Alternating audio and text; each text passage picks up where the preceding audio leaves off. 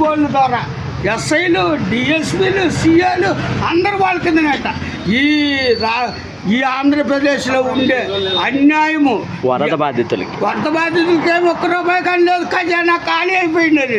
ఖజానా ఖాళీ అయిపోయినప్పుడు వాళ్ళు గుండాటైన సత్తులు వాళ్ళ ఇళ్ళల్లో సామాన్లు అంతా ఎన్ని మునిగిపోయినాయో, వాళ్ళ బిడ్డలే పోయినాయి, వాళ్ళ బంగారేం పోయిందో.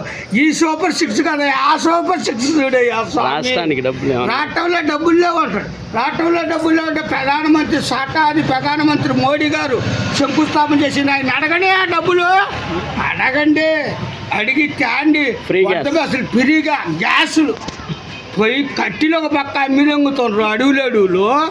ఈ గ్యాసులు లేకపోతే వాళ్ళు చచ్చిపోతున్నారు.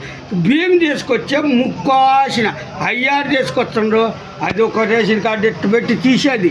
వీడికి లేదు, వాడికి లేదు, ఏ ఊరికి లేదు. బర్ర యాడ సెంటు యాడ టీడీపీ వైఎస్ఆర్ నుంచి టీడీపీ నుంచి వచ్చిన వాళ్ళందరూ యాడ జెండా పట్టుకుంటే ఆ భూమి అంతా మాదే. బస్సు ఫ్రీ బస్సు ఫ్రీ చేస్తే ఆడవాళ్ళేమో బస్సు ఎక్కిపోతారు, మగవాళ్ళేమో కోటలో పోతారు. ఎట్టుంటుంది ఇది? బస్సులు ఫ్రీ చేస్తాడు, ఆడవాళ్ళేమో బస్సు ఎక్కి సరుకులు తెచ్చుకుంటారు, మగవాళ్ళందరూ పోయి కోటలు తాగుతారు. ఇంటికాడ పిల్లం పిల్లోళ్ళు, ఈ పిల్లోళ్ళు ఎట్టబోవాలి, కన్ని పిల్లోళ్ళు, ఈ చదువుకునే వాళ్ళు ఎట్టబోవాలా?